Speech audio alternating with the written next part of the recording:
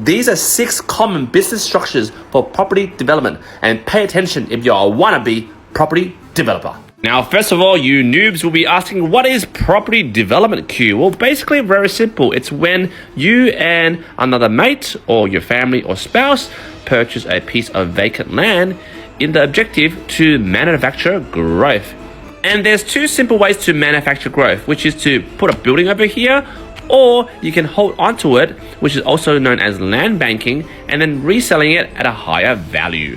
Now, before you start off to buy a vacant piece of land to develop on it and manufacture growth, the first company structure to consider is setting up a company, also known as a proprietary limited. And it's a very proper setup for most developers, even wannabe or seasoned developers, because it creates a separate legal entity from yourself, which offers you limited liability protection to you and the other shareholders. To give you an example, instead of owning the vacant piece of land to build on top, you and your spouse or your mate won't put it under your personal names. You'll put it under a company called ABCD P2A Ltd, or whatever company you name it. Now, in a case where someone decides to sue you in terms of the pursuit of legal damages, in terms of, for example, they tripped on your vacant piece of land while you're building it, or whatever reason that they wanted to sue you on, if you purchase this vacant piece of land under a personal name, they can go after all your assets, bank account, your wife's jewelries and undies. But if you're a smart cookie and you watch this TikTok video and go, hey, I'm not going to buy under my personal name, I'm going to set up a PTY Ltd company, which means if someone sues you and goes after your money and your wife's knickers, the person that decides to sue you, or the creditors, for example, they're giving you money and you haven't paid it back, they can only sue the company and whatever assets within this company. They cannot go after all your assets under your personal name. For example, you have a car, you have a house, they can't touch that because it's protected under this company. And also in terms of tax treatments, in terms of the income derived from this manufactured growth, in terms of the 21 to 22 financial year, if the company, which obviously will be earning less than $50 million, will be only taxed at 25%. But mind you guys, I'm not just saying there's all pros to setting up a company, because there are different tax rates in terms of just using the company to hold on to the property to trade. For example, you buy and then you sell, versus using a company to manufacture growth and then you decide to hold this for rent. There are different tax rates. And sometimes using a company might not be the best structure if you plan to hold on to that property for a long-term period in terms of renting it out. Now, a second setup, which is also very popular, is called a unit trust. And basically, the trust is divided into units.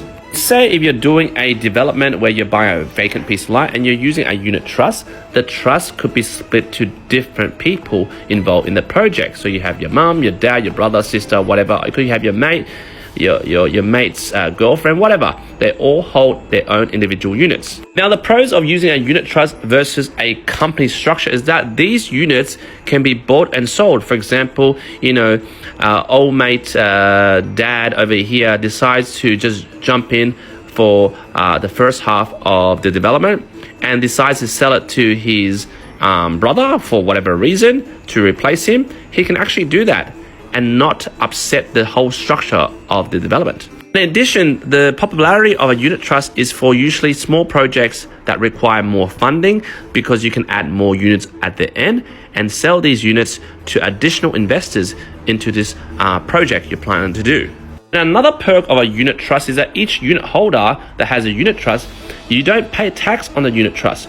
So therefore, as a unit trust holder, you can distribute the income from the unit trust to different beneficiaries. Now, that sounds like a whole pile shit of jargon. What I really mean is that if, for example, you as a unit holder, after the sale of this vacant land, after manufacturing growth, you derive 100K, you can actually distribute this income. If you have your spouse over here, you have your brother, sister, whatever, you can distribute that so that you're not just paying 100K under your own personal name. Now, before this video blows out to a 10-minute video, the other structure, the third structure for a development, is through a family trust. This is also known as a discretionary trust, and the word sells it. It's a discretion over how to distribute the trust income and capital to its beneficiaries, very similar to this, except it has a difference where it doesn't hold units, and it's usually for a family. The fourth setup for a development company, if you're setting one up, is the partnership agreement. Now, generally, I wouldn't recommend this setup when you're doing a development company because there is unlimited liability, whilst for a company there is limited liability. But the only advantage of this is that it's very easy to set up.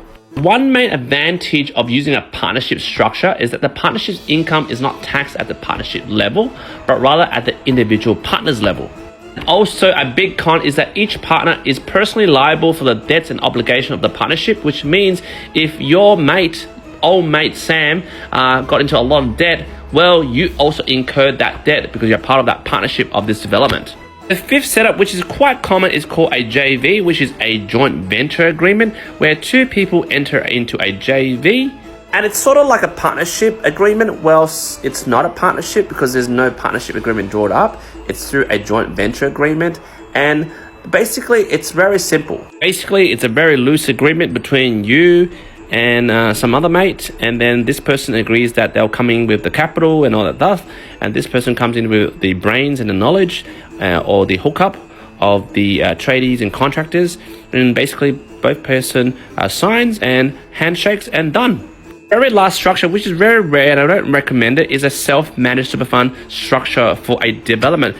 And usually why you wouldn't use this is because it's a single acquired asset. You can't make changes to the asset while you're purchased under SMSF.